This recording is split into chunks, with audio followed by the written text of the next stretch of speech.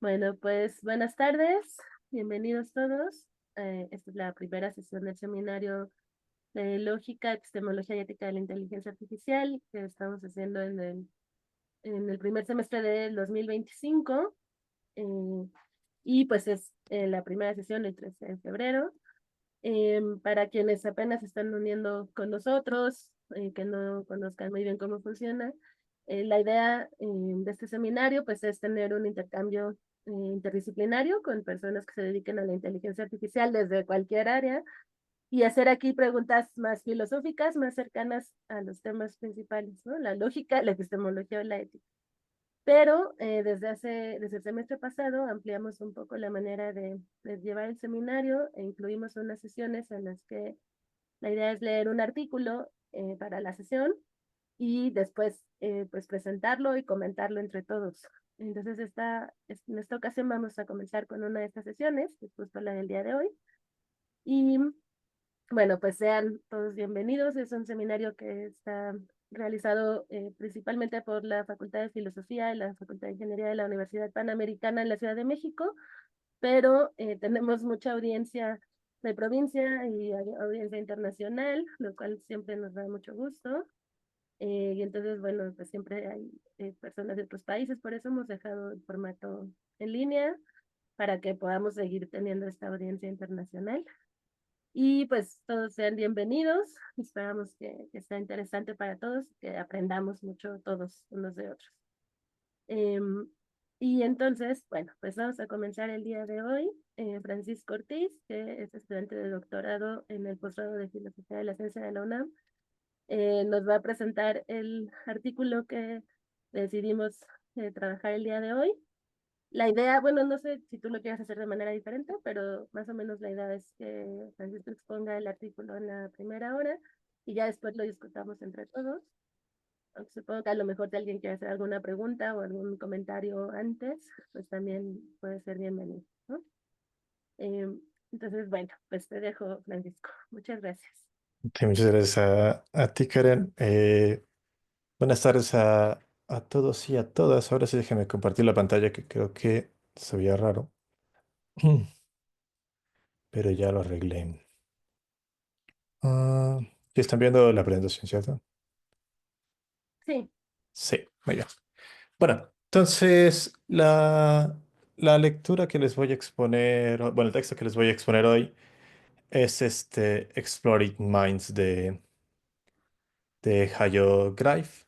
Es un texto relativamente contemporáneo en el cual el autor explora cómo es que los modelos y las simulaciones hacen parte de la inteligencia artificial como campo científico.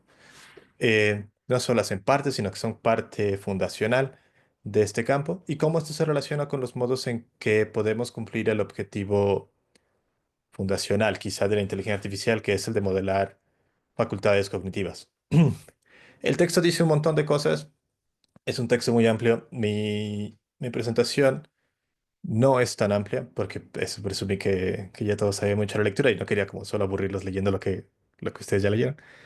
Eh, entonces sí, mi propósito es el mismo que contaba Karen. O sea, darles como una presentación veloz de lo que yo creo que es más relevante de este artículo y luego en la discusión, pues charlar de un montón de cosas que dice Greif en este texto. Entonces iniciamos. Greif inicia por preguntar qué es modelos en filosofía de la ciencia y cuáles son sus características para ver qué tipo de modelos entonces se utiliza en el campo específico de la inteligencia artificial. Entonces, bueno, Greif dice que para responder esto, primero preguntamos, cuando nos preguntamos qué es un modelo, usualmente decimos, bueno, un modelo es X, Y, Z, dependiendo de cómo respondan a dos preguntas fundamentales. Uno es, ¿cómo representa un sistema objetivo? Es decir, un modelo siempre es un modelo de algo. Ese algo es nuestro target system. Entonces, ¿cómo representa este modelo objetivo? Sería la primera pregunta. Y la segunda, ¿cómo es que se relaciona con las teorías? Es decir, un modelo es una implementación de una teoría que busca explicar un fenómeno y que nos dé como cierto exceso cognitivo a él, o más bien un modelo es una representación de algún fenómeno que nos permite inferir ciertas propiedades interesantes entre las diferentes cosas que están interactuando en el fenómeno, que nos permite avanzar en la teoría. Con base entonces en cómo se responde a esto, hay dos categorías principales, modelos formales y modelos materiales. Los modelos formales, perdón, son basados en estructuras matemáticas y son derivados de una teoría. El ejemplo que pongo acá en la ilustración es esta serie de ecuaciones para describir cómo predecir la inflación, cómo predecir y explicar la inflación. Tenemos una teoría matemática de cómo se comporta la economía a nivel macro, micro y medio. Y digamos, tenemos eso precisamente. Tenemos una teoría formulada, ya hecha, a partir de la cual tenemos un sistema de ecuaciones que nos permite explicar múltiples fenómenos. Y lo único que tenemos que hacer es aplicar esta teoría a nuestro contexto específico y entonces tenemos un modelo de este fenómeno. Este modelo, por ser un modelo formal, ya tiene una estructura rigurosa y sería como una aplicación de esta teoría a fenómenos específicos, que nos permite saber cosas, predecir y demás. Los modelos materiales, en cambio, se basan en analogías observables y preteóricas entre sistemas.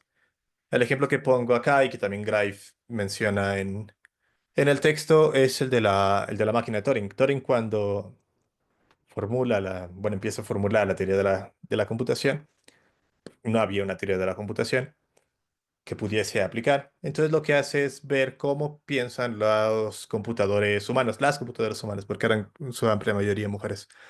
¿Cómo piensan las computadoras humanas? ¿Cómo es que hacen los cálculos que hacen y demás? Y entonces a partir de eso ve que puede inferir otro tipo de propiedades, haciendo analogías a estas computadoras humanas, para generar una computadora digital o la teoría de una computadora digital. Entonces tenemos estas dos clasificaciones grandes sobre modelos.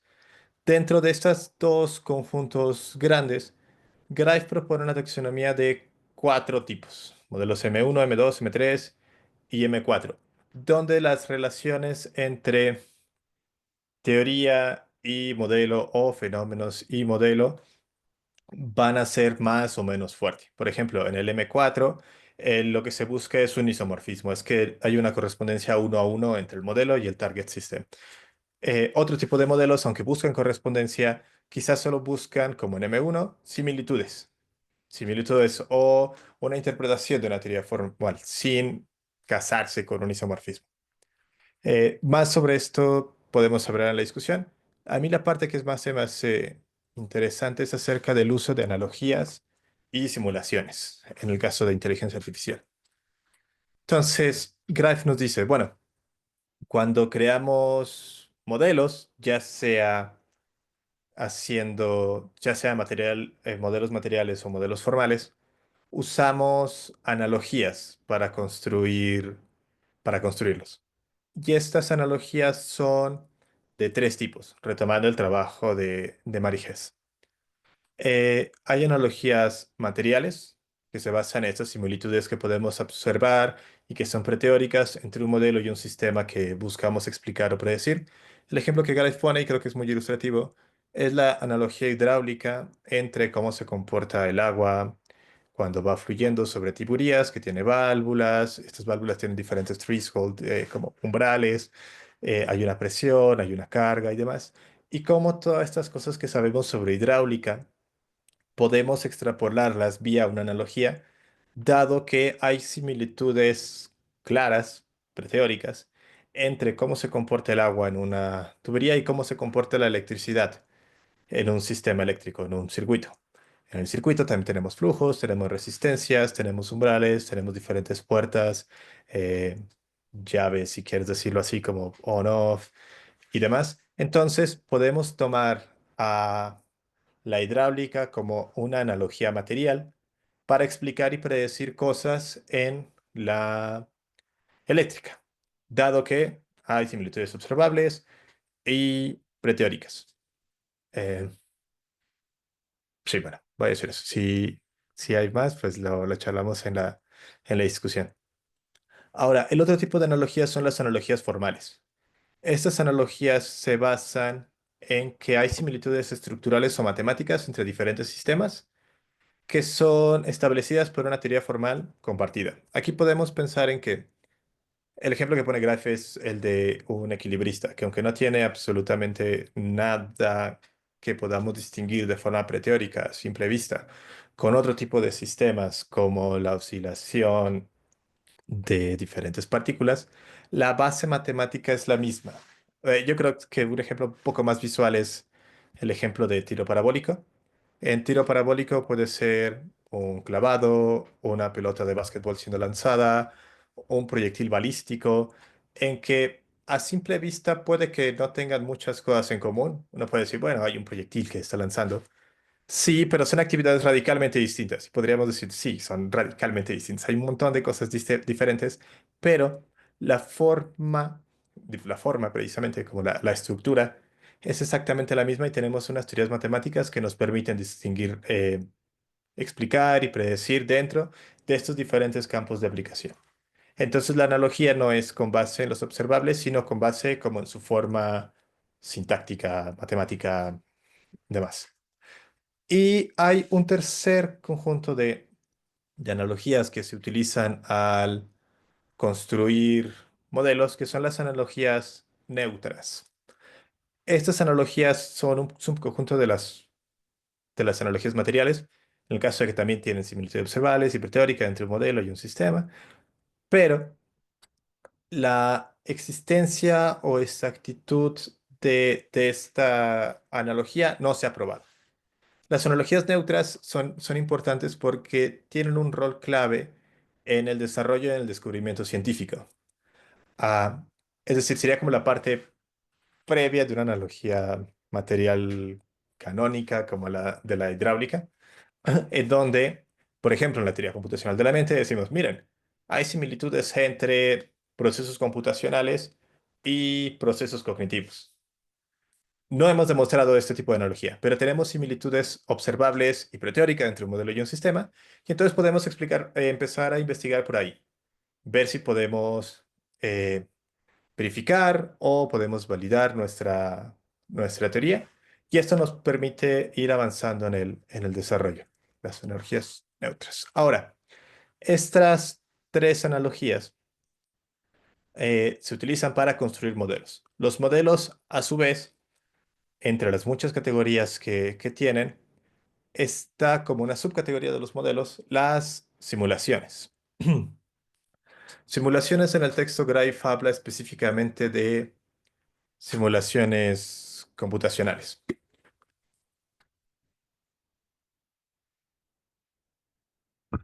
Y estas se suelen entender como la implementación de un modelo formal en una computadora, en una definición muy amplia. Da dos definiciones, la de Humphreys y la de...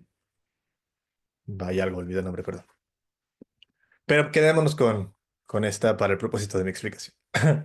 Se suelen entender como una implementación de un modelo formal en una computadora, cuyo proceso es resolver algorítmicamente las variables de los modelos y proporcionar soluciones concretas. El proceso tiene dos pasos. Uno sería la implementación del modelo formal.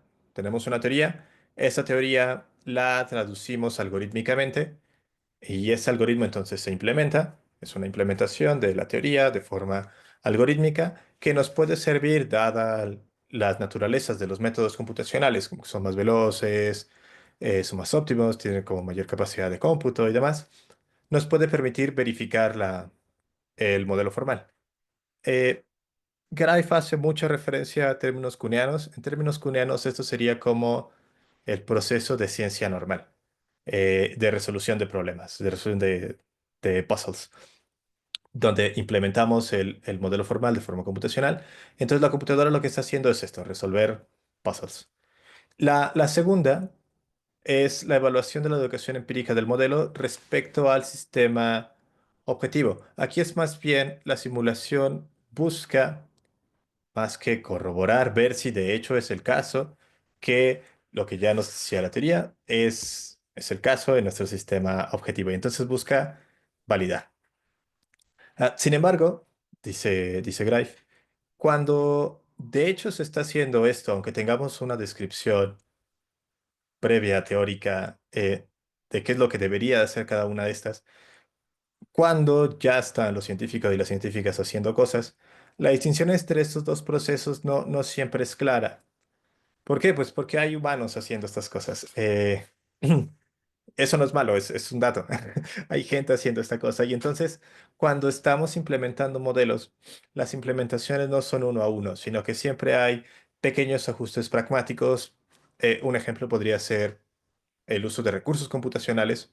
Si algo es demasiado caro computacionalmente, probablemente tendríamos que hacer el modelo del sistema un poco más simple para que sea computacionalmente más barato y entonces sea implementable. Este es un ajuste pragmático, es de, pues, no tenemos recursos infinitos, hay que hacerlo de una complejidad menor. Hay intuiciones de los científicos y las científicas y hay ciertas adaptaciones para alinear el modelo, la simulación y las observaciones empíricas. Por esto es que Irving Weisberg, citado por Grive, y la definición con la que Grive se queda de simulación computacional, es que una simulación computacional, a pesar de que tiene este tipo de proceso y podemos hacer las distinciones teóricas y demás, más bien es un trabajo heterogéneo, en el cual se incorporan un montón de cosas no fundamentadas teóricamente, como de trucos, a estas adecuaciones pragmáticas, para poder ajustar modelos, simulación y observaciones. Esto va a ser importante para una de las conclusiones, que es que la forma en cómo evaluamos modelos no es acerca de, o sea, no es verdad el criterio, sino es adecuación empírica. Pero eso lo vamos a ver con más detalle, se los avanzo como spoiler si quieren. Ahora, espero que hasta aquí vaya todo claro. Si no, de nuevo, lo, lo, lo charlamos. O si hay preguntas de aclaración ahora, probablemente sea un buen momento. Parece que va bien. Ok. Eh, vale, ahora. ¿Cómo categoriza las simulaciones Grive? Igual que a los modelos, los pone como en dos categorías grandes. Simulaciones analíticas y simulaciones sintéticas, que podríamos mapear a los modelos formales y los modelos materiales. Las simulaciones analíticas están basadas en teorías preexistentes y son aplicables a sistemas donde podemos aplicar una teoría general.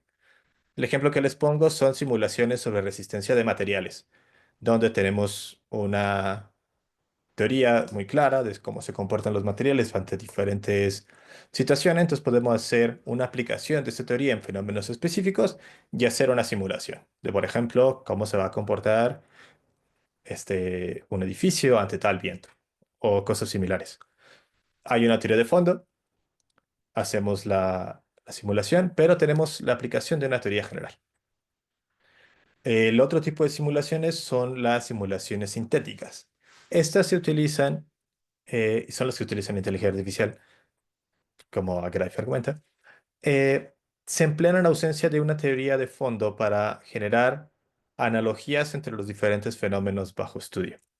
Eh, Estas simulaciones se centran en las analogías materiales que hemos dicho y nos permiten, al igual que las analogías neutras, ir explorando y generando hipótesis teóricas cuando no hay una teoría general de fondo que podamos aplicar. Este tipo de simulaciones se utilizarían como, de nuevo, para seguir utilizando los términos cuneanos que utiliza mucho Gray, como en ciencias preparadigmáticas, donde aún no hay un estándar de qué es lo correcto, entonces podemos ir explorando muchos lados. Este es el caso de la inteligencia artificial de nuevo. Es un lugar donde, si entendemos a la inteligencia artificial como esta rama de las ciencias cognitivas que busca modelar y explicar o explicar la cognición humana, no tenemos una teoría sólida de la cognición humana.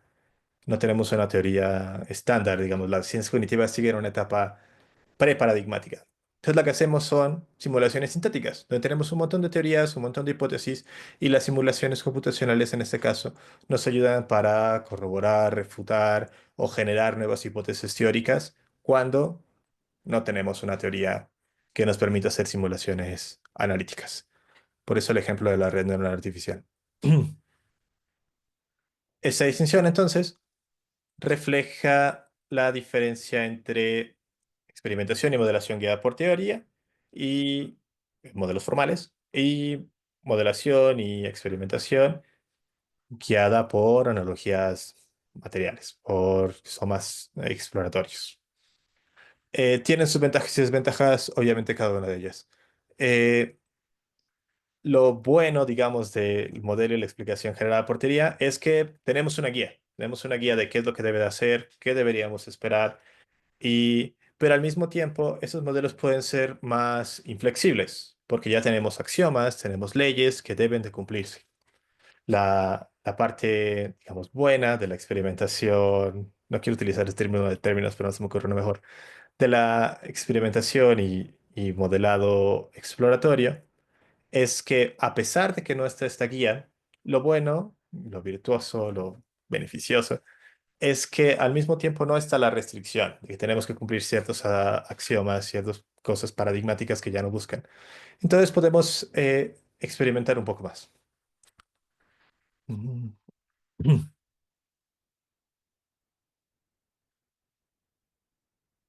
Pero en un momento.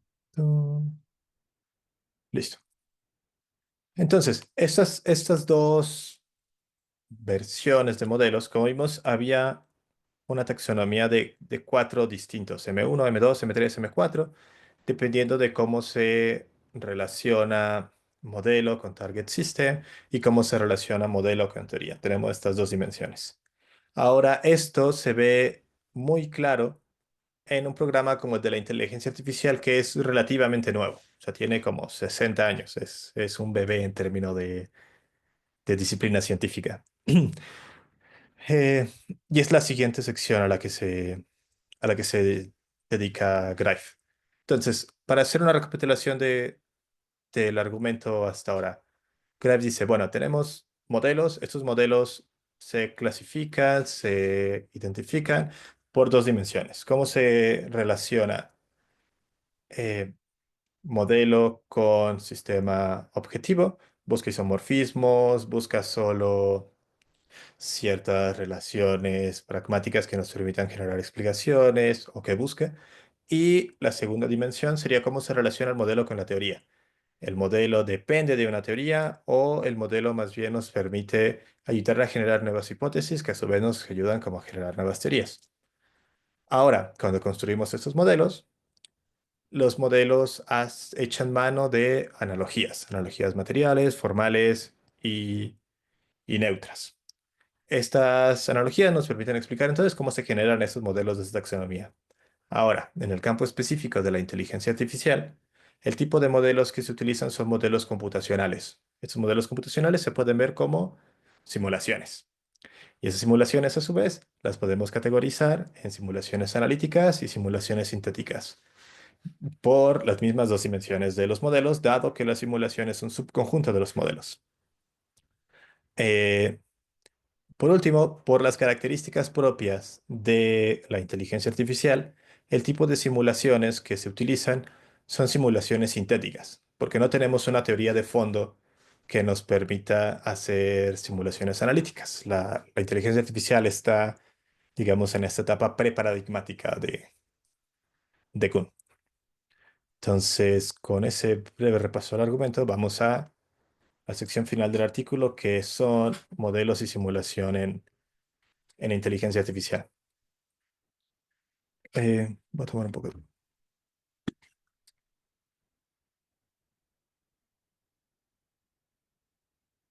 Graef hace una breve historia, brevísima historia de el campo de la inteligencia artificial y nos muestra cómo surge a finales de los 50, a principios de los 60 y cómo se va desarrollando al mismo tiempo que la informática y las ciencias cognitivas. Y cómo este nuevo campo de las ciencias cognitivas surge dado que, o bueno, entre una de las varias motivaciones, es que las ciencias que explicaban o que intentaban explicar, modelar, predecir el comportamiento humano, que era la psicología introspectiva y el conductismo, no habían logrado darnos una teoría rigurosa sobre la mente y los procesos cognitivos. Entonces surgen las ideas cognitivas con la pretensión de llenar este vacío que había dejado la psicología introspectiva y el conductismo y proveer esa teoría. Sin embargo, por accidentes históricos, accidentes en el sentido aristotélico, no que fue algo malo, por azar del destino, eh, la teoría que teníamos a la mano era la teoría computacional, que se utiliza a la computación como este sistema a partir del cual se puede generar una analogía material para explicar fenómenos cognitivos. Entonces decimos cosas como, bueno, cuando pensamos solemos pensar como secuencialmente, como haciendo una receta. ¿Y qué es pensamiento secuencial sino un algoritmo? Cuando resolvemos problemas y pensamos en cómo resolver problemas, lo que estamos haciendo es una implementación de un algoritmo. Entonces tenemos este mapeo haciendo la analogía material. Dentro de la teoría de la inteligencia artificial hay un libro clásico, un libro de texto como muy influyente, que es el texto de Russell y Norvig, que cita Greif también. En él, Russell y Norvig categorizan a la tarea de la inteligencia artificial en dos dimensiones, pensar y comportarse.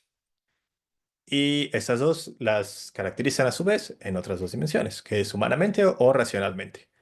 Entonces Russell y Norvig dicen, bueno, la inteligencia artificial es esta disciplina científica que se encarga de generar sistemas y hace la combinación entre estos términos, que piensen humanamente, que piensen racionalmente, que se comporten humanamente o que se comporten racionalmente. Donde comportamiento racional es pues el comportamiento que sigue las leyes de la lógica, la matemática, de la probabilística y demás. Greif dice que si bien esta es una distinción útil, eh, ver si la inteligencia artificial busca simular comportamiento humano o modelar procesos cognitivos, esto podría ser, perdón, si busca o bien generar comportamiento racional o comportamiento humano, esto es una buena caracterización, pero en el estado del arte quizás sea mejor dedicarnos en si busca simular comportamiento humano o si busca modelar los procesos cognitivos subyacentes, que son cosas radicalmente diferentes y que Graef critica, creo, con razón. Eh, Graef dice, bueno, el comportamiento humano y los procesos cognitivos subyacentes son cosas radicalmente diferentes. Es como si dijéramos, bueno, psicología y neurociencia. Cómo se comportan las neuronas, disparan, interconectan y demás es diferente de cómo el sistema ser humano se comporta en un ambiente específico, haciendo tareas específicas y demás. Entonces son dos cosas radicalmente diferentes, aunque en la literatura y en la charla cotidiana se suelen mezclar. Se suele pensar que si logramos simular comportamiento humano, entonces estamos diciendo algo sobre la estructura cognitiva subyacente o al revés. Si tenemos como una teoría de la estructura subyacente, esta podría ser una buena teoría del comportamiento.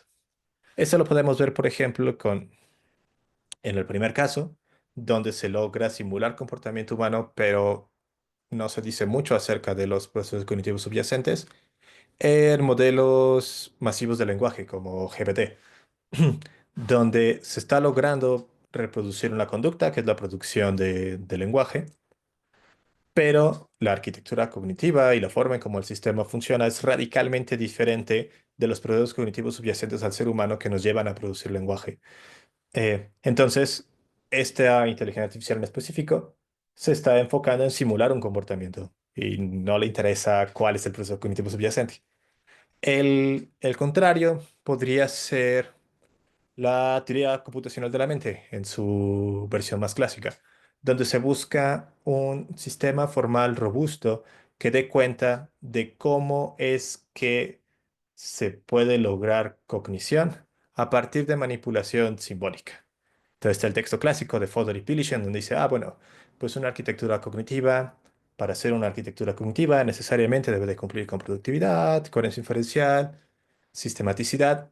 Lo que, digamos, lo que están diciendo en el fondo es que el proceso cognitivo subyacente a la cognición de alto nivel de los seres humanos, produciendo lenguaje, pensamiento y demás, es tal que se comporta como una máquina de Turing haciendo manipulaciones simbólicas. Y esta máquina de Turing además tiene estas tres propiedades esenciales, estos tres como axiomas. Es productiva, es coherente inferencialmente y es sistemática. Sin embargo, esto no nos dice cómo es que el comportamiento ya se da. Eso no es una teoría psicológica, es una teoría sobre los procesos cognitivos subyacentes. Con base en esto, entonces Kierkegaard propone esta nueva caracterización de inteligencia artificial en en cuatro puntos, como simulación conductual, como modelos de la inteligencia general, como modelos materiales de procesos cognitivos y cognición como computación. El primer subconjunto, su única tarea es imitar comportamiento humano. El ejemplo clásico es el juego de la imitación de Turing. Acá cualquier sistema que pase el test de Turing, eh, su misión, su objetivo, la palabra objetivo es importante para las conclusiones, es imitar comportamiento. No importa si la arquitectura es la misma, no importa cómo es que llega a estos resultados, no está buscando modelar cognición y mucho menos está buscando modelar cognición humana, como de hecho los seres humanos somos, pensamos, racionamos, hablamos y demás. Buscar simplemente imitar una conducta. Entonces vamos a ver si es bueno o malo dependiendo a qué tanto se adecua el sistema al objetivo, a simular su conducta. Entonces la adecuación empírica es otro de los criterios importantes a la hora de definir modelos. La segunda sería los modelos de inteligencia general. Acá el objetivo de la inteligencia artificial es modelar habilidades cognitivas específicas, resolver problemas, demostrar teoremas, hacer juegos y demás. Estos son la amplia mayoría de nuestros sistemas de inteligencia artificial. Sis- Sistemas expertos, sistemas de inteligencia artificial basados en lógica, modelos de deep learning como Default, que su tarea es generar nuevas proteínas en bioquímica y demás. Lo único que busca es imitar un comportamiento inteligente en específico. Y de nuevo, su éxito se va a basar, su aceptación o rechazo se va a basar en qué tan adecuado empíricamente sea al objetivo. Entonces estamos viendo que objetivos, fines y adecuación empírica parecen ser los criterios para el campo específico de la inteligencia artificial. La tercera categorización es hacer modelos materiales sobre procesos cognitivos. Utilizando analogías observables, podemos hacer estos mapeos. Los ejemplos que pone Graef es, por ejemplo, el trabajo de David Marr acerca de visión y la inteligencia artificial en neurociencia. El trabajo es, tenemos el perceptrón, que es una red neuronal específica para visión computacional, que hace la analogía material con cómo funciona el nervio óptico humano. Entonces, aquí justo tenemos un proceso cognitivo en específico, que es la visión, no la cognición entera, sino la visión como proceso cognitivo específico. Y vemos analogías materiales entre redes neuronales artificiales y las redes neuronales artificiales del nervio óptico y del procesamiento visual. Y entonces podemos modelar este proceso en específico, que es visión computacional. Esto además nos puede ayudar para hacer cognición comparada, es decir, que una vez que modelamos este pequeño habilidad cognitiva de los seres humanos a una implementación computacional, ¿qué nos dice? Si la implementación computacional nos puede dar insights acerca de el sistema objetivo donde estábamos agarrando la analogía. Y la cuarta categoría sería la cognición como computación.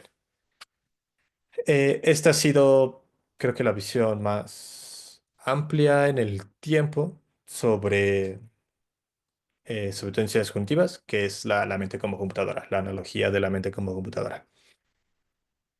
Lo que nos dice es que hay un mapeo entre procesos cognitivos y procesos computacionales. Hay autores como Fodor que dicen que más que un mapeo es un isomorfismo. Pero incluso si no aceptamos que la mente es una computadora o que la cognición es una computadora, eh, la, la analogía de la computación para explicar fenómenos cognitivos está ampliamente tomada por todos lados, o sea, en neurociencia, en ciencias cognitivas, en inteligencia artificial y demás. Acá lo que hacemos es de nuevo tener una analogía material, pero ahora no solo entre un proceso cognitivo en específico, sino la cognición completa con la teoría de la computación. Aquí especulando, adelantándome como a la discusión o aventando la provocación para la discusión, puede ser que esta sea una forma de intentar dar una base teórica y poder hacer analogías sintéticas de los procesos cognitivos, dado que no tenemos una teoría cognitiva, una teoría de la mente completa en las herramientas que tenemos disponibles. Entonces agarramos teorías de otros lados para hacer este tipo de analogías y, y poder hacer simulaciones analíticas. Está el caso de la teoría de la computación en la historia de la neurociencia y de las ciencias cognitivas, pero incluso en tiempos recientes, hace no mucho, eh, surgió la teoría de la erupción de Tom Freud, donde lo que hace es lo mismo, pero en lugar de agarrar la teoría de la computación, agarra la teoría de la información, para igual intentar explicar ahora fenómenos cognitivos en términos de transmisión de información, haciendo este mismo mapeo, porque de nuevo no tenemos una teoría de la mente que podamos hacer, pero eso lo podemos discutir. Ah, como paréntesis. Entonces, como un mini resumen de las cuatro categorizaciones que hace Grive. A unos son basada en el test de Turing, como en un juego de imitación, donde buscamos imitar comportamiento. Se asocia con la teoría de la computación, pero los tipos de analogías que hacen son informales, no se casa con que la mente es una computadora o así. Buscamos simular comportamiento y es un poco libre como simulamos el comportamiento. A2 está centrada en isomorfismos, en relaciones uno a uno, entre computación y procesos cognitivos. La inteligencia artificial surge como este isomorfismo de la mente es una computadora. Sin embargo, ha tenido grandes problemas en explicar fenómenos cognitivos naturales. O sea, como metáfora es muy buena, para la inteligencia artificial es muy buena, como modelo de la cognición humana tiene problemas fuertes. Hay tres, actúa como una exploración de teorías científicas, pero ha tenido problemas porque pues hay un montón. Entonces no hemos logrado tener una teoría unificada de la cognición. Sin embargo, nos permite ir explorando, ir buscando a ver y avanzando en el desarrollo de la ciencia cognitiva y de la inteligencia artificial como rama de la ciencia cognitiva. Y A4, en este caso, los modelos están formalmente guiados por teorías computacionales y aquí sí hay una pretensión de que la inteligencia artificial sea una teoría de la cognición. No como en A2. En A2 se buscan isomorfismos y demás. Está también la pretensión, pero está en el nivel de procesos cognitivos. Acá pasa al nivel psicológico, digamos. Esa teoría, sin embargo, ha sido golpeada por todos lados en la historia de las ciencias cognitivas, específicamente por el enfoque teórico, que suele ser top-down en lugar de down-up, y que es muy restrictiva por estar basada en este tipo de axiomas como los que les contaba de Fodor y Pirsig. Para dar un resumen, porque el texto es largo y dice muchas cosas. Lo que, antes de pasar a las conclusiones, lo que Greif creo que intenta hacer en este texto es mostrar cómo la inteligencia artificial es un campo que es completamente dependiente de modelos y que en específico es dependiente de simulaciones. Simulaciones, recuerden que era como un subconjunto de los modelos. Empieza mostrando cómo es que Los modelos se caracterizan en estas dos dimensiones que ya les mencioné: adecuación del modelo al sistema objetivo y la relación entre modelo y teoría. Como a la hora de construir modelos utilizamos analogías de tres tipos: materiales, formales y neutras. Como las simulaciones son un subconjunto de los modelos, por tanto, el análisis que hicimos de los modelos es válido para las simulaciones igual. Las simulaciones también usan analogías materiales, formales y neutras. Como en el campo de la inteligencia artificial en específico, no podemos hacer simulaciones analíticas porque la ciencia cognitiva no tiene una teoría de fondo que nos permita implementarla simplemente. Entonces utilizamos analogías materiales a cada lado, a cada rato, siendo la más famosa la analogía, o la más explorada, la más exitosa, la analogía entre la computación y la cognición humana. Y muestra también cómo esta exploración con modelos y simulaciones nos permite ir avanzando en el desarrollo de la inteligencia artificial como disciplina científica. La otra cosa que propone, ahora sí ya paso a las conclusiones, es que si bien podemos utilizar el bagaje teórico de modelos y simulaciones para explicar lo que intenta hacer la inteligencia artificial y cómo se ha desarrollado y cómo va creciendo y qué tipo de ciencia es, a cuando modelamos y cuando hacemos simulaciones, usamos criterios pragmáticos y usamos analogías. Por lo tanto, eh, si bien modelo y simulaciones se juzgan en términos de adecuación empírica, no podemos hablar de algo así como una teoría verdadera, una simulación verdadera, una implementación verdadera. O sea, la verdad no es un criterio relevante a la hora de valorar modelos en inteligencia artificial, sino adecuación empírica y cómo los modelos se ajustan a los datos observacionales y, sobre todo, cumplen los principios específicos de la investigación. Si recuerdan, vimos que hay cuatro, digamos, campos de investigación dentro de la IA que tienen objetivos diferentes. Entonces, un modelo que sea bueno para uno de estos no necesariamente va a ser bueno para el otro, por lo cual es como muy contexto dependiente. eh, y más bien sería adecuación empírica y objetivos, lo que nos permite decir si un modelo es bueno o malo. Bueno, un modelo es bueno o malo, ¿con qué fin? ¿Para qué objetivo? ¿En qué contexto? Y pues nada, esto sería como la exposición veloz. Como les contaba, el texto es muy amplio, dice muchas cosas. Esta presentación en sí misma es un modelo del texto y entonces he seleccionado pragmáticamente las cosas que yo creí que eran más relevantes conforme a mis objetivos, fines y demás. Seguro ustedes leyeron cosas diferentes, entonces pues me gustaría que charlásemos. Me pueden preguntar cosas, pero yo creo que sé lo mismo que ustedes si leímos el texto. Entonces me gustaría más que fuera como una discusión holística. Y pues bueno, espero haberle hecho justicia al texto y vamos a charlar. Muchas gracias, Francisco. Pues sí, muy interesante, creo. Y bueno, Raimundo, adelante. Muchas gracias por esta recapitulación. A mí me gusta como una especie de plataforma para saltar a la pregunta de qué buscamos con los modelos, que creo que es a donde tú apuntabas al final. Para decir si un modelo es bueno o malo, hay que responder para qué.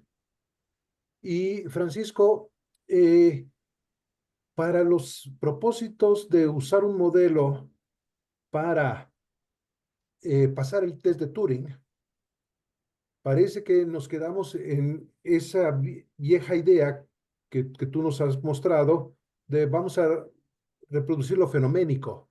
Si el modelo me sirve para esto, es un buen modelo y será mejor en la medida en que mejor logre imitar la inteligencia humana, que era la idea en los 40. Pero si mi idea de modelo, por ejemplo, en ciencias cognitivas, es poder entender el fenómeno, como cuando hablamos de un modelo de tornados. A veces queremos comprender cómo funcionan o para enfermedades o para procesos políticos. Eh, Puede haber un modelo que me dice cómo va a funcionar la bolsa de valores, pero no me explica por qué está funcionando así. Entonces, cuando estoy queriendo entender el fenómeno que está siendo modelado, parece que ahí sí voy a necesitar la idea de correspondencia con el fenómeno. No es verdad, creo que eso tú lo apuntas, porque el modelo no es el fenómeno, pero tiene que haber lo suficiente para que me dé luz sobre lo que estoy tratando de modelar. Entonces, este es un tipo especial de uso de modelo, Ujú. que muchas veces no es necesario para que un modelo sea bueno. Pero podrías hablarnos un poquito más de este tipo de modelos cuyo objetivo es que entendamos mejor lo modelado y no solamente que podamos predecir o reproducir. ¿Qué Sí, me sí, puedes sí. decir sobre eso, Francisco? Sí, muchas gracias, Raimundo. Muy buena pregunta.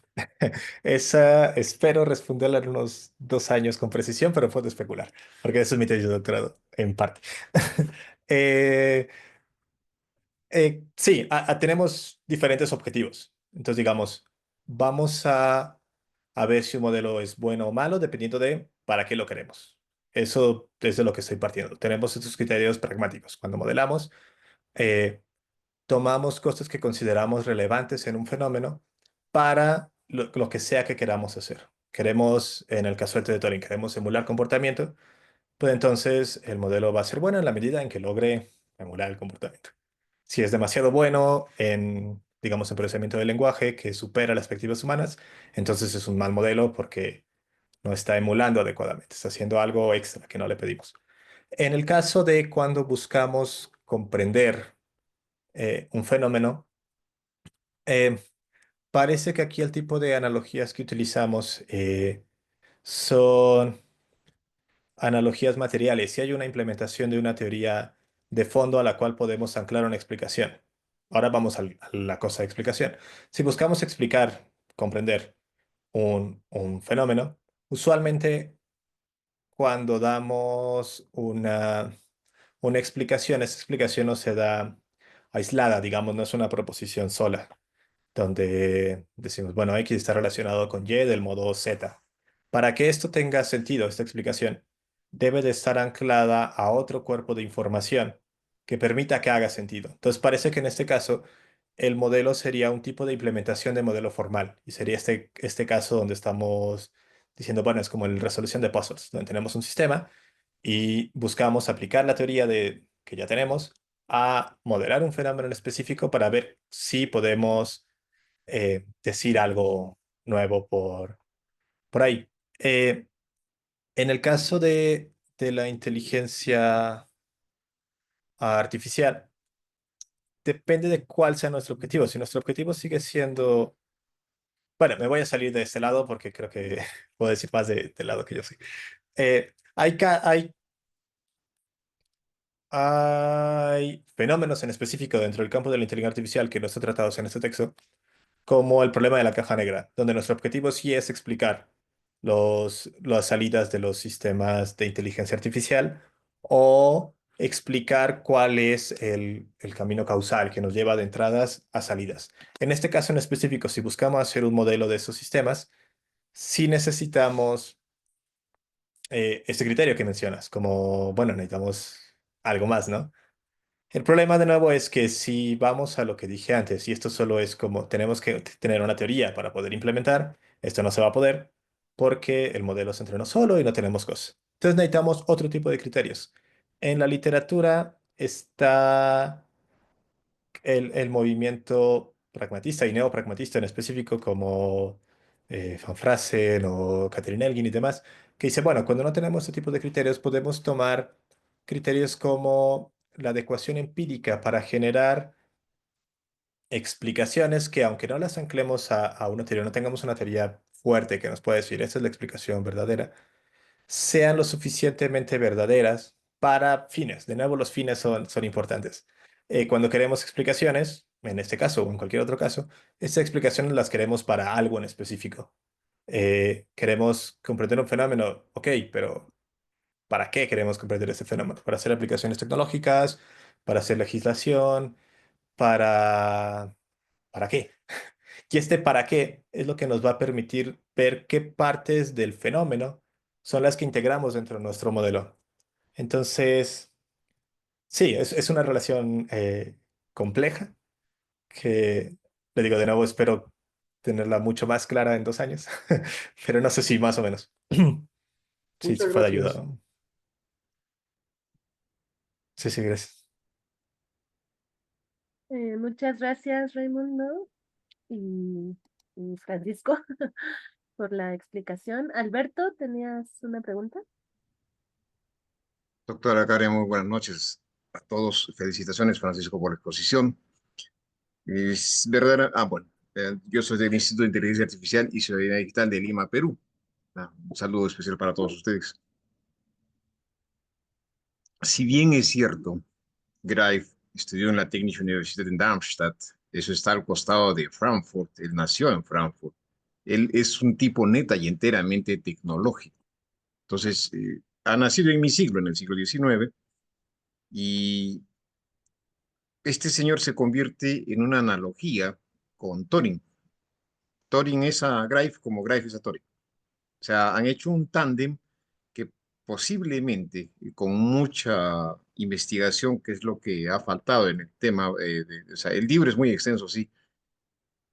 Por eso es que me llamó mucho la atención esa analogía agua-corriente eléctrica. No olvidemos, Francisco, que la electrólisis es la descomposición de electricidad en el agua.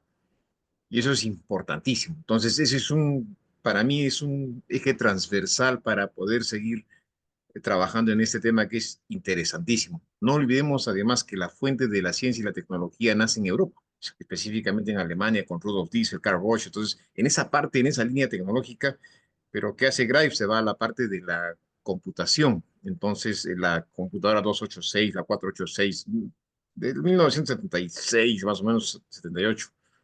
Entonces, Francisco, la solución para estos casos, esta es la pregunta, ¿crees tú que posiblemente aplicando a ver, en filosofía, la filosofía es amoral, al igual que la inteligencia artificial? Por eso la pregunta anterior es un poco que la decisión de la IA en hacer algo para destruir una economía o para construir una economía.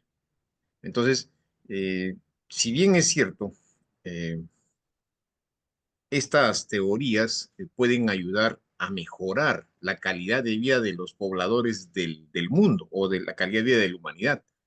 Entonces, ¿cuál crees tú, Francisco, que según lo expuesto pueda ayudarnos a mejorar la parte en la que los seres humanos podamos tener algo equitativo con la exposición que ha sido muy buena para mí, realizada por tu persona? ¿Cómo podemos mejorar con estos dos postulados, estos dos señores que aún no encuentran la respuesta a ello, pero que nos ayudaría a mejorar como seres humanos? Muchísimas gracias, Francisco, y felicitaciones. Gracias, Alberto. Ah, ¿qué nos ayudaría a mejorar como seres humanos? Creo que es una pregunta que va más allá de la inteligencia artificial. Es una pregunta existencial enorme de cómo podemos ser mejores. En el caso de la inteligencia artificial la podría como reformular a algo como qué podemos hacer para que la inteligencia artificial tenga como un impacto más bien benéfico que dañino en la sociedad o en la economía o de nuevo dependiendo el contexto.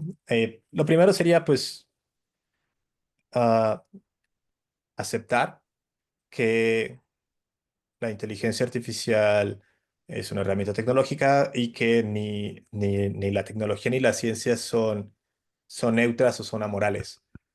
Todo lo contrario, están situadas en un contexto donde la investigación no es investigación pura, digamos. Tenemos recursos finitos que los gobiernos tienen que asignar a desarrollo tecnológico, educativo y demás.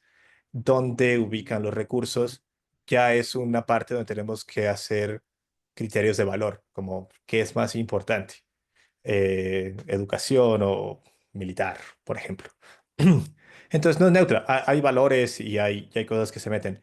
En el caso específico de la inteligencia artificial, desde el desarrollo y los fines con el cuales se está desarrollando la tecnología, es donde creo que hay problemas. Se está desarrollando con fines de mercado y con fines militares y demás, y pues obvio, va a haber problemas. Entonces tendría que ser desde el desarrollo y para otros creo que tendría que haber un cambio cultural enorme.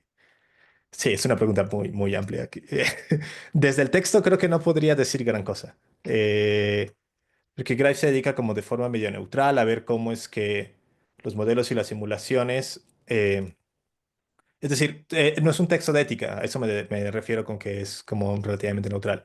Es un texto epistemológico en el que busca cómo simulaciones, modelos y analogías impactan en la forma en cómo hacemos inteligencia artificial. Y que de este modo podemos clasificarla en cuatro puntos dependiendo de qué fin buscan, qué en específico buscan modelar. Eh, entonces, bueno, es una pregunta, eso, es una pregunta existencial enorme y podría especular este poquito, pero creo que en el texto no te podría decir gran cosa. Lo que dice Graif acá. ¿Te quieres decir, Alberto? Bueno, muchas gracias, Alberto. Yo estaba pensando que, digo, a lo mejor no es una cuestión directa, ¿no? Que sea la intención del texto o que esté muy claro ahí, pero que este trabajo de hacer estas distinciones, por un lado, de los modelos y luego de las maneras en las que se puede entender la inteligencia artificial en cada uno de manera distinta y como mostrando con tanta claridad que no necesariamente están relacionados los desarrollos de inteligencia artificial con la cognición humana y que entonces cada vez que alguien en cualquier discusión, en cualquier lugar quisiera hacer una observación sobre eso, tendría que ser muy cuidadoso y tener muy claro cómo está entendiendo esta relación entre la cognición humana y los modelos computacionales o de inteligencia artificial. Ya es un gran aporte en general, porque digamos, en términos grandes, sociales, políticos, culturales, nadie tiene claridad sobre eso, me parece, o sea, tiene muy poca claridad sobre eso, y entonces muchas veces las personas, si vamos por ahí solo pensando en nuestra relación que creemos que hay entre cómo pensamos nosotros y cómo lo que se supone que son los sistemas de inteligencia artificial, sin tener claridad de verdad de si de veras es como nosotros pensamos o si no lo es o si es parte de una investigación que estamos desarrollando o que alguien más está desarrollando. Y entonces yo creo que eso sería como un aporte también importante de este artículo, ¿no? Y bueno, de esta presentación de los diferentes modelos y de las diferentes posibilidades. Entonces, yo creo que es importante. Raimundo. Perdón, nada más sobre la pregunta de Alberto Francisco. Eh, Como tú sabes, en los trabajos originales de Turing se mencionaban realmente diferentes formas de inteligencia. Y como tú me acabas de mencionar, podemos desarrollar sistemas de inteligencia artificial para hacer el mayor daño posible eh, a los demás, por ejemplo, en implementaciones militares. Pero también tenemos en el otro lado los robots de compañía. Para la gente que estamos envejeciendo, vamos a necesitar sistemas computacionales que tengan cierta noción de lo que es beneficiar a alguien, actuar para su beneficio, para su provecho, y eso significa que vamos a necesitar una inteligencia emocional, porque vamos a querer que esos robots sean capaces de ayudar no solamente en lo físico, sino también en lo emocional y en lo mental y en muchos aspectos de lo que significa ser, hacerle bien a alguien. No es lo mismo que ser una buena persona. Eh, Creo que Alberto reconoce eso. Portarse bien no es lo mismo que ser bueno, pero hay una inteligencia de cómo ser una persona que hace bien. y eso nos puede enseñar indirectamente a nosotros, de igual manera que algunos desarrollos para cómo jugar Go o cómo jugar ajedrez o cómo resolver algunos problemas de ingeniería o de genética, pueden ayudarnos a ser mejores genetistas, mejores ingenieros, etcétera. Entonces, podría repercutir indirectamente la inteligencia artificial para fines muy concretos, eh, comerciales, de colaborar en contextos de hospicios, de hospitales, de casas de reposo, etcétera, convertirse en eh, maneras de indicarnos cómo podemos ser también, eh, por lo menos, personas menos destructivas. Y estoy pensando en los autos autónomos que necesitan tener en cuenta dilemas éticos. No significa que los autos sean buenas personas, pero exige cierta inteligencia con respecto a cuestiones de preferencias y de acciones y de estrategias, etcétera, que colindan con problemas éticos. Entonces, si no directa, tal vez indirectamente, la inteligencia artificial, al expandirse, nos puede dar algunas pautas para ser peores personas, más destructivas, más eficientemente destructivas o más benéficas, de una manera más sensata y más razonable. ¿Estoy siendo demasiado optimista, Francisco? ¿O realmente hay una aplicación comercial y tecnológica para ser una persona que ayuda a los demás? Ah, de nuevo es una pregunta casi existencial. Decía incentivos en el capitalismo para ser buena persona, y no egoísta. No sé, yo diría que está complicado. Pero, pero bueno, tienes razón. Los ejemplos que mencionas creo que todos podrían interpretarse siguiendo la distinción de Greif y de Haas en Hess, no sé cómo se pronuncia, como, como casos de analogías materiales, donde vemos como un contexto de aplicación que tiene similitudes con otro contexto de aplicación y entonces podemos hacer este mapeo y que lo que nos diga cómo se comportan los autos autónomos en el tráfico nos puede decir algo sobre cómo nos comportamos los seres humanos y demás. Eso sería un caso de analogía material. O podría ser, si queremos, cómo generar nuevos, qué sé yo, nuevas reglas de tránsito o algo así que permitan disminuir los accidentes o la ira en el volante o así, podrían ser casos de analogías neutras. Decir, ah, mira, vamos a ver qué hacen los autos de Tesla y esto nos podría dar insights acerca de qué puede hacer como el diseño de políticas públicas para mitigar estas cosas que estos autos no están teniendo. Entonces, bueno, sí, hay cosas que con los que los desarrollos y aplicaciones de la inteligencia artificial en diferentes contextos pueden decirnos cosas acerca de lo que hacemos los seres humanos. Ahora, de lo que no estoy tan seguro es de que para esto se requiera cierto tipo de inteligencia emocional o inteligencia social o demás. Pero volveremos a la pregunta vieja de qué es inteligencia dentro de este contexto y demás. Porque creo que al menos en estos casos se requiere más que inteligencia como cierto conocimiento de reglas de comportamiento social, de cómo comportarse en ciertos contextos. Y para esto no necesariamente necesitas inteligencia emocional, al menos en el sentido en que yo entiendo como inteligencia emocional. Alguien podría decir, bueno, justo la definición de inteligencia emocional es saber ese tipo de reglas de comportamiento social en X o Y circunstancia. Pero creo que un sistema, por ejemplo, basado en lógica o con un filtro de lógica que diga, bueno, en situación X, entonces haz comportamiento Y, eh, puede ser suficientemente bueno para estar conviviendo con otros automovilistas en la carretera. Un ejemplo como en cognición humana podría ser el caso del masking en neurodivergencias, por ejemplo, donde personas dentro del espectro autista o TDAH o así que tienen problemas en leer y comprender las reglas de comportamiento social, Sin embargo, son buenos para aparentarlo. De que, bueno, en el contexto JET, como que se espera que yo me comporte de tal modo, aunque no sé por qué, pero mientras aplique esa regla, va a estar bien. Entonces, sí, depende de qué definamos como inteligencia, probablemente sea necesario. Si tenemos una definición muy fuerte de inteligencia, quizás solo baste como conocer las reglas de comportamiento en diferentes contextos. Y para esto no se requiere algo muy sofisticado, sino de nuevo esto como oraciones sí, entonces. Pero no sé qué opine. O si no, doctora.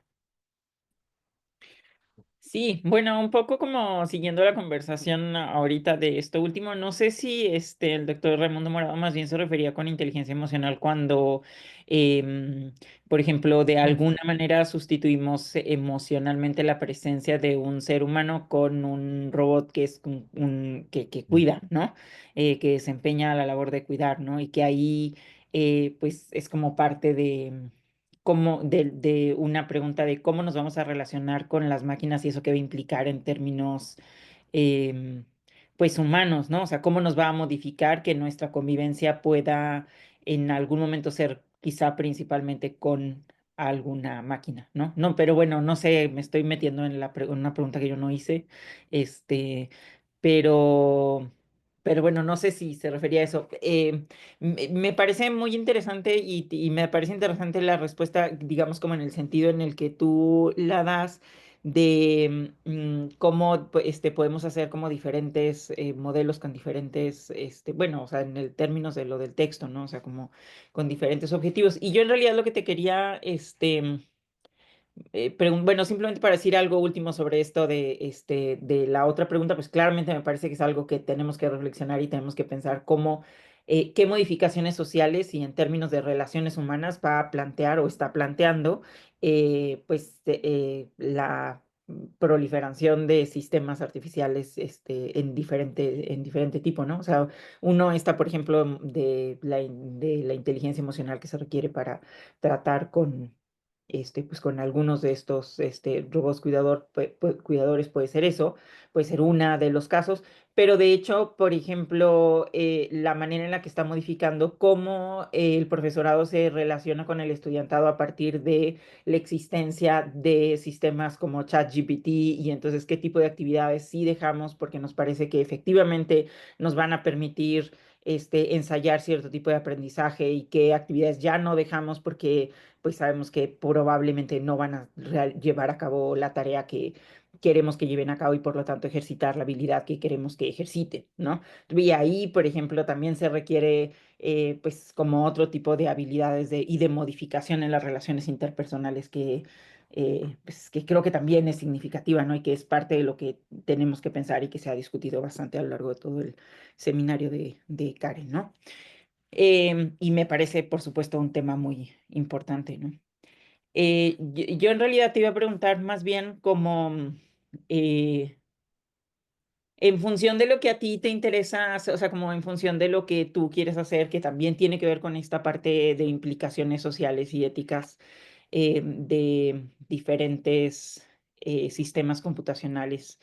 Em, cómo crees que esto compara em, o modifica o debería modificar, si es que acaso podría hacerlo, esta clasificación o cómo impactaría esta clasificación en un modelo, por ejemplo, como el de la inteligencia artificial explicable, ¿no? O sea, claramente hay diferencias entre los proyectos, ¿no? Es decir, aquí Grive está tratando de explicar de qué manera podemos identificar diferentes modelos con diferentes propósitos y cómo es que podemos dar cuenta de algunas de las diferencias en las formas en las que hablamos de modelos dentro de las ciencias computacionales, particularmente relacionándolos con modelos cognitivos, ¿no? Entonces, como en principio pareciera que no son proyectos, pues como similares, no lo son, ¿no? O sea, no solo en principio no lo son, pero mm, como un poco pensando en la razón de, en parte, por qué leer este texto, o sea, impactaría en algo en un proyecto como el de inteligencia artificial explicable, o para ti qué relevancia tendría el reconocer estos diferentes tipos de modelos dentro de los sistemas computacionales? Sí, sí. Justo eso me estaba preguntando mientras leía el texto. Y creo que sí impacta, que impacta un montón. Porque, digamos, este tipo de trabajos taxonómicos, algo así, se puede ver como la metafísica del proyecto epistemológico que es la inteligencia artificial explicable. O sea, ayuda a aclarar qué son los sistemas específicamente. Y a partir de ahí podríamos ver qué podemos explicar en la parte epistemológica. Por ejemplo, el gran problema es explicar o las salidas o cómo se llega, o el proceso, cómo se llega de las entradas a las salidas en inteligencia artificial explicable. Dependiendo de si partimos del hecho de que estos sistemas son, como dice Greif, ah, modelos, están en relación entonces con una teoría y están en relación con un sistema target. Esto ya ayuda porque ya nos da como una vía de investigación de, bueno, cómo se relaciona con el sistema target. Quizá saber cómo se relaciona con el sistema objetivo nos pueda decir algunas cosas sobre sobre el funcionamiento interno que meramente ver la arquitectura de la red neuronal no nos puede decir. ¿Y cómo se relaciona con la teoría? Si es de hecho una aplicación, una implementación de algún tipo de teoría que ya tenemos de fondo, como en un estilo de sistema experto, que decir, bueno, pues claro, está intentando implementar la teoría económica. Esto ya me dice un montón de cosas, porque entonces ya sé que el sistema tiene imbuido leyes de la economía y esto ya modifica las salidas que va a dar. Ya no es como que, bueno, pues quién sabe qué está haciendo. Ya sé que al menos hace estos axiomas si está intentando aplicarse en economía. Y esto de nuevo ya me dice un montón, me reduce el campo de posibilidades a un subconjunto mucho más pequeño. Entonces, sí, es como el saber qué son. O sea, si decimos, bueno, son modelos, ya tenemos dos vías que podemos explorar. Cómo se relacionan con la notaría y cómo se relacionan con el sistema target. Y esto ya es muy útil. Ya no estamos como buscando a ciegas explicaciones y demás, sino ya tenemos como dos partes donde podemos anclarlas, que era justo lo que le respondía a Raimundo. Una explicación no se puede dar como así al aire, tenemos que anclarlas a algo. Puede ayudar en esto, puede ayudar en decirnos, pues lo podemos anclar por acá. Entonces creo que así es como se relaciona.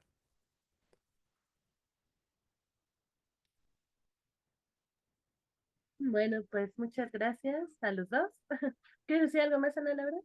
No, solo iba a decir que que sí hay varias preguntas, o sea, ahora en el... En el chat, ¿no? Ajá. Sí, muchas gracias. Y bueno, sí, gracias a todos los que están comentando acá en el chat. Bueno, vamos a, hay algunos que son como comentarios y algunas preguntas. Entonces ponen, por ejemplo, por eso hay que apostar por una metafísica computacional. Nos ponen, perdón, sigo siendo leibniziano. Bueno, supongo que eso es con referencia a toda la explicación, ¿no? Del artículo. Y después, J. María nos pregunta, dice, tengo una duda. Mencionaste que algunos modelos de IA que emulan lenguaje no se preocupan por modelar el proceso cognitivo subyacente. ¿Pero acaso existen modelos que sí pretendan emular el proceso cognitivo que es el lenguaje? Hay algunos que sí, no son tan exitosos como GPT, porque al menos los que yo conozco se dedican a cosas mucho más sencillas, como a procesos mucho más pequeños que producción de lenguaje a nivel humano, que si recuerdan es algo que no se podía hacer hasta que salió GPT con la nueva arquitectura y así. Entonces es algo que la única forma que tenemos hasta ahora es el modo de los modelos masivos de lenguaje. Hay otras aplicaciones súper pequeñas, recuerdo un artículo viejo, como de los 90 o así, bueno, viejo para este campo, eh, que que lo que hacía era simular con una red neuronal artificial casos de afasia, que es un caso donde hay como una lesión cerebral justo en la región de producción y comprensión del lenguaje, y ver qué nos podía decir eso, si podía como corroborar la teoría cognitiva de que la teoría neurocientífica de que estas áreas están involucradas en lenguaje. Entonces primero entrenaban una red para que hiciera procesamiento de lenguaje muy simple. Lo que buscaban era que tuviera como pensamientos sistemáticos muy, muy, muy, muy simples. Y luego simulaban daño cerebral al cortar alguna sinapsis dentro de la red neuronal artificial. Y corroboraban como la respuesta. Este artículo es muy citado en la discusión entre Smolensky y Fodor y Pirishin sobre la sistematicidad. Smolensky lo utiliza como evidencia de que sí puede haber sistematicidad con redes neuronales. Entonces, sí hay artículos de este tipo, pero de nuevo como para procesos cognitivos en específico, porque producción de lenguaje natural es algo hiper complicado en inteligencia artificial que tenemos 5 años apenas haciendo, que ha crecido exponencialmente y parece que está desde siempre, pero lleva como 5 años. Entonces, pues eso, conozco ese solamente. Ok, pues muchas gracias. Bueno, después Daniel López. Bueno, a ver, nada más rápido. Ángel Gutiérrez ya una vez puso un comentario sobre esto, me parece. Dice, hay un artículo similar, como del 2019, pero con un circuito electrónico y Donkey Kong. Mira.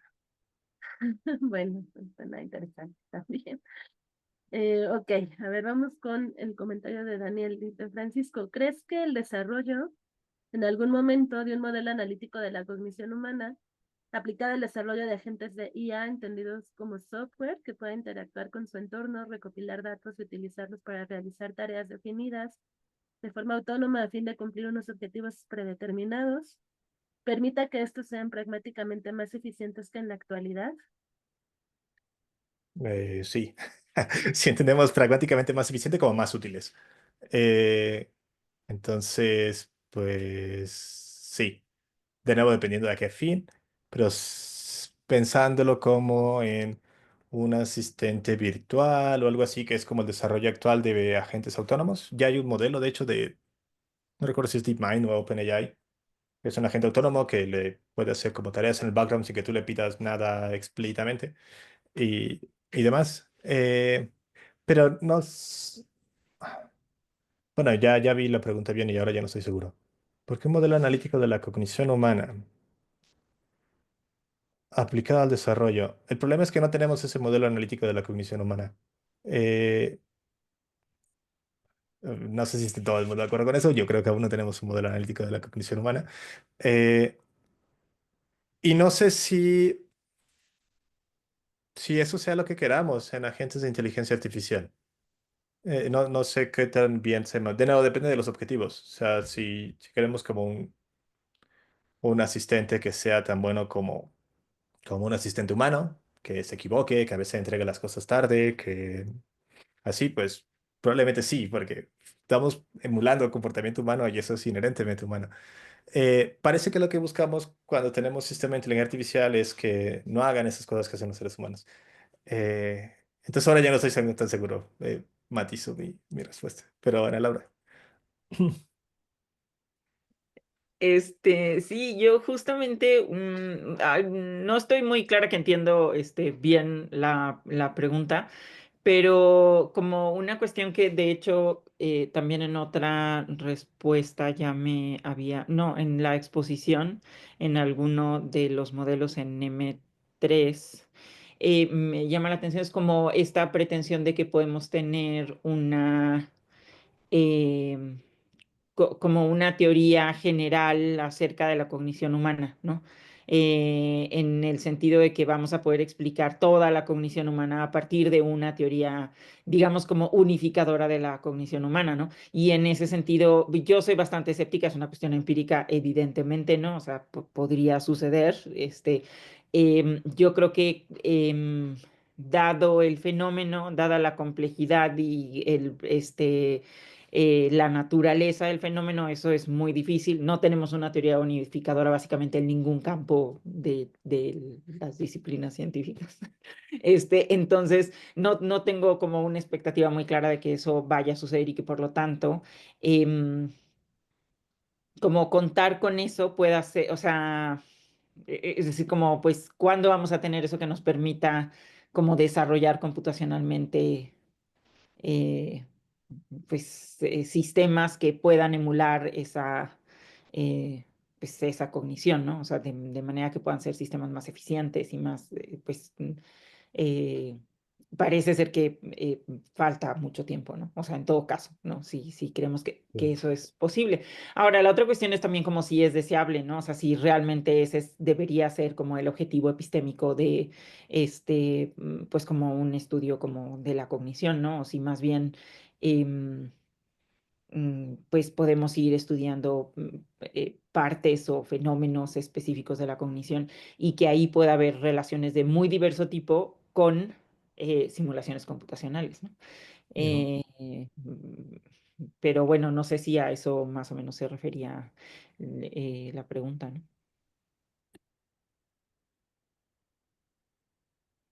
Ok, bueno, yo creo que sí. Bueno, esperemos, si no, Daniel nos lo podría aclarar, pero me parece que las respuestas son adecuadas. Em, No, ah, perdón que están timbrando en mi casa.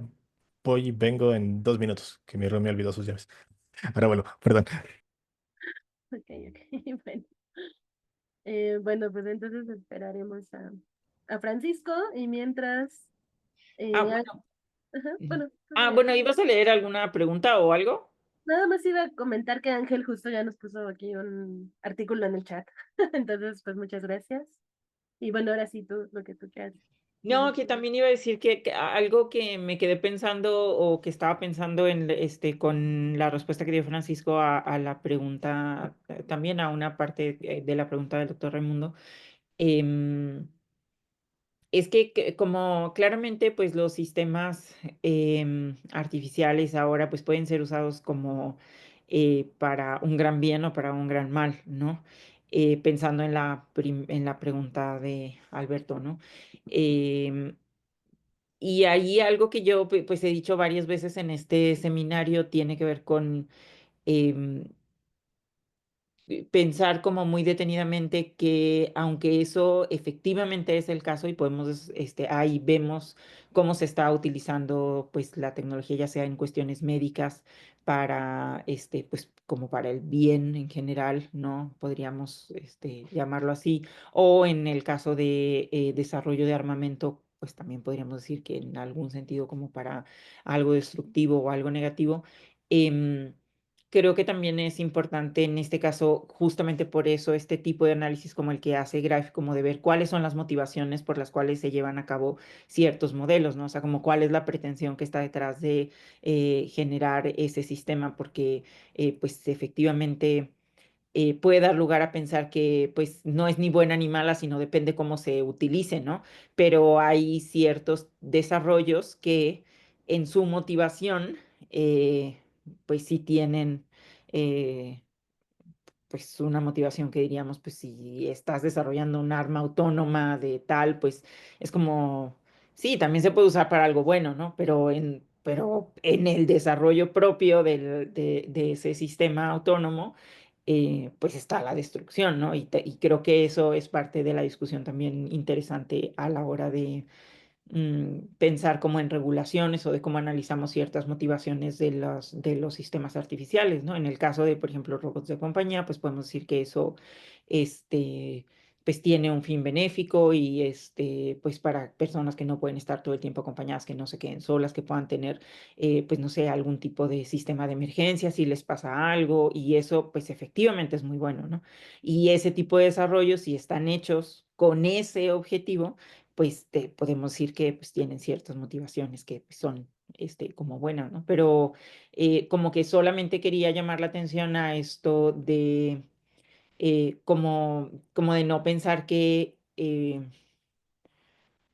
pues pueden ser buenos o pueden ser malos, ¿no? Que en la génesis, digamos, como en la motivación por la cual se generan ciertos sistemas, pues sí hay ciertas motivaciones que son importantes de rastrear, ¿no? Y que creo que en parte también el trabajo de Greif puede ayudar un poco para pensar cuáles eran cuáles eran las pretensiones bajo las cuales se estaban llevando a cabo esos desarrollos computacionales, ¿no? Ok, muchas gracias, Ana. Y bueno, vamos a seguir con la pregunta que estaba aquí de Ángel y luego ya les doy la palabra, ¿no? A quienes levantaron la mano ahorita. Entonces, em, Ángel decía, Me queda la duda de qué tanto es un asunto de fortaleza epistemológica de los fundamentos de la IA o si es un asunto de otro tipo de fenómenos sociales como el mercado o la política. Por ejemplo, en los tipos de simulación interactiva que se dan en los videojuegos, en donde el uso de la inteligencia artificial es específica para cumplir ciertos objetivos.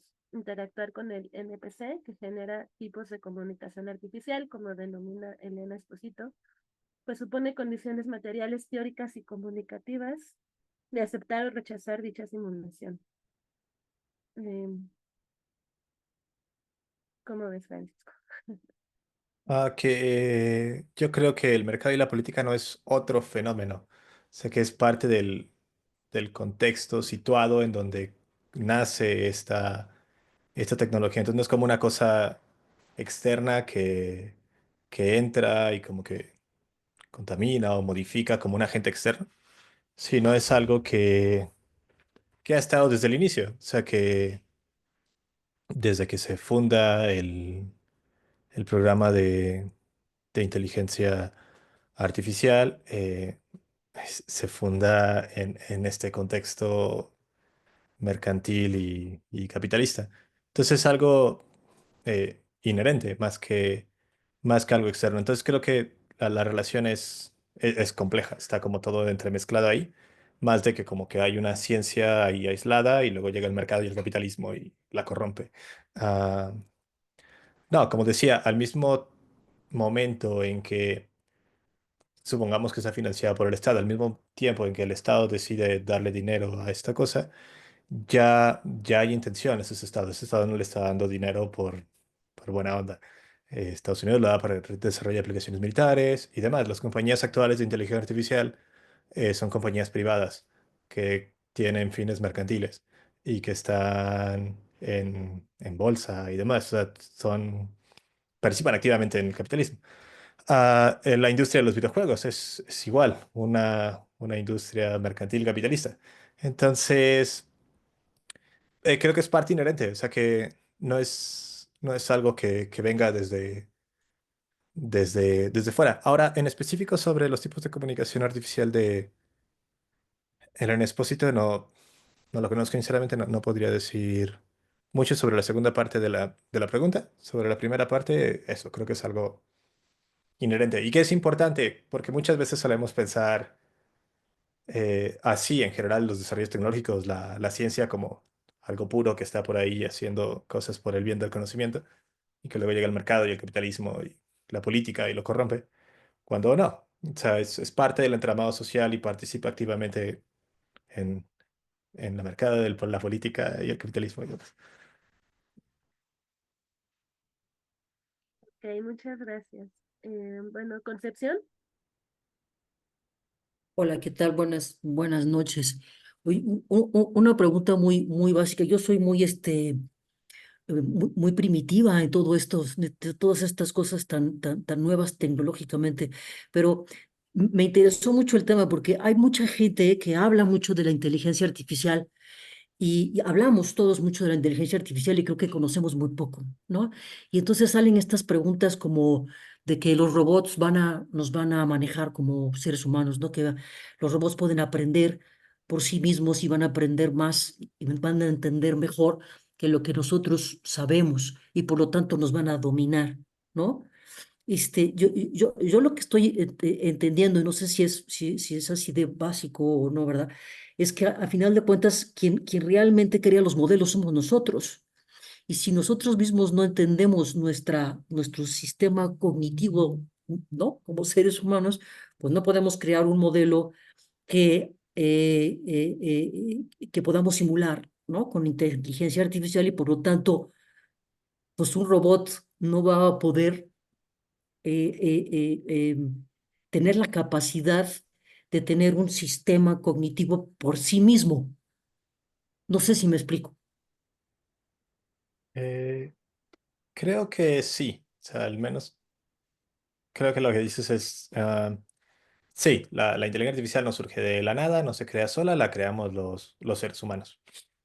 Y que la segunda parte es, creo, con la que no estoy de acuerdo, que si no tenemos como una teoría cognitiva, entonces no podemos generar agentes cognitivos. Digamos, si no tenemos una teoría cognitiva de la inteligencia humana, entonces no podemos hacer una implementación de inteligencia en otro lado.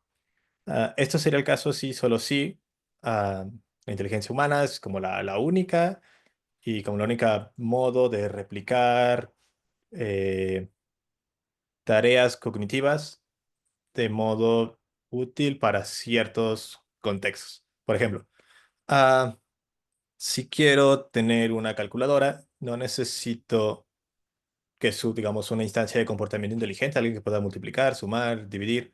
Ah, no necesito una teoría cognitiva y replicar la teoría cognitiva de cómo los seres humanos hacemos cálculos matemáticos para tener una calculadora. Basta un circuito electrónico relativamente simple y ya, porque mi fin es solamente que sume, reste y poco más. Ah, entonces creo que no es necesario la teoría cognitiva humana para hacer eso. Ahora bien, en los casos como los que mencionas de que el robot nos va a dominar y así, está la pretensión de la inteligencia artificial general, que es un proyecto que surge al inicio de la inteligencia artificial, que ahora ha renacido con Trump y OpenAI y demás, que lo que buscan sí es tener una inteligencia artificial que sea tan general como los seres humanos. Es decir, que pueda resolver un montón de tareas, que pueda al mismo tiempo tener motricidad fina, producción de lenguaje natural, visión y demás, y que todo lo haga al menos al mismo nivel que los seres humanos. Luego está la superinteligencia, que es que haga todo eso, pero mejor que los seres humanos. Incluso para acá, no necesariamente, depende de cómo sea tu metafísica acerca de las facultades mentales y así, pero si tomamos de base que no se necesita necesariamente la arquitectura cognitiva de los seres humanos para producir ese tipo de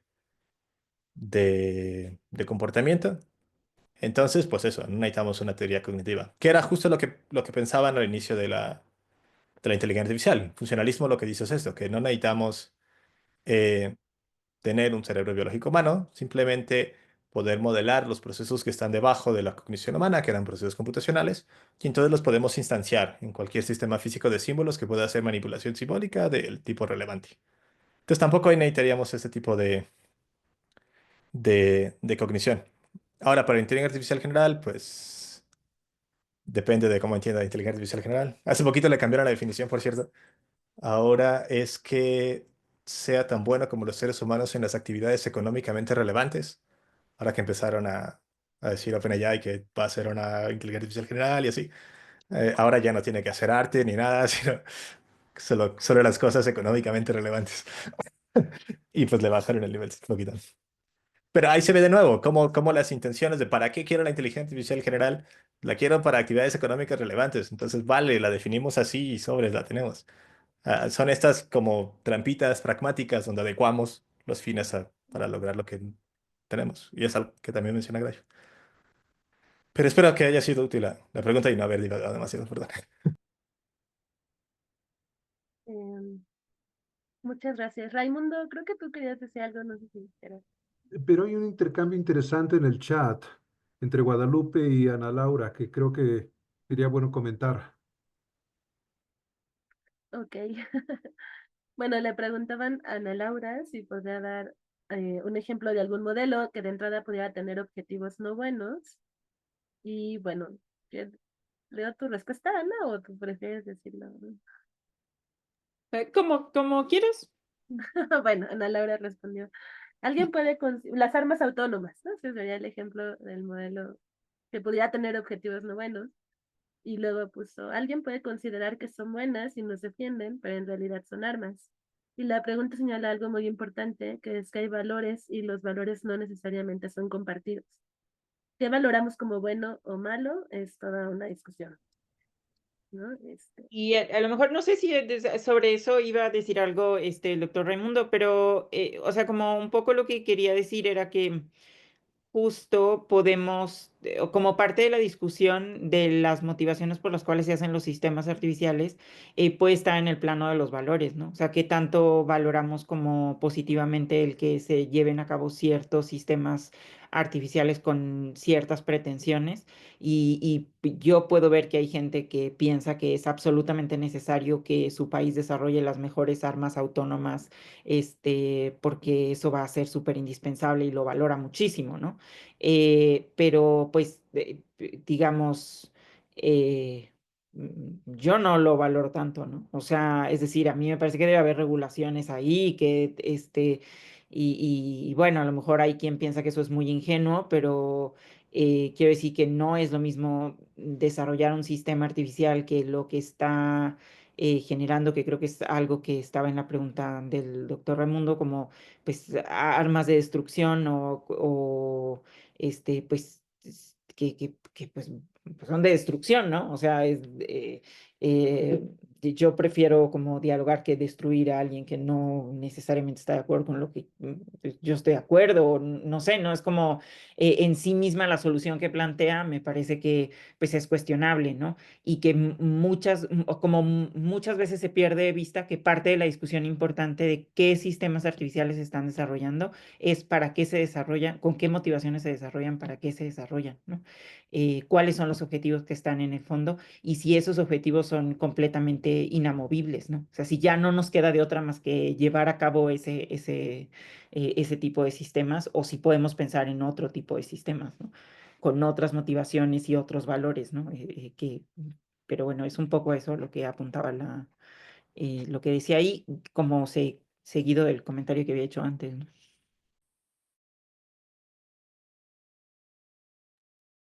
Sí, muchas gracias.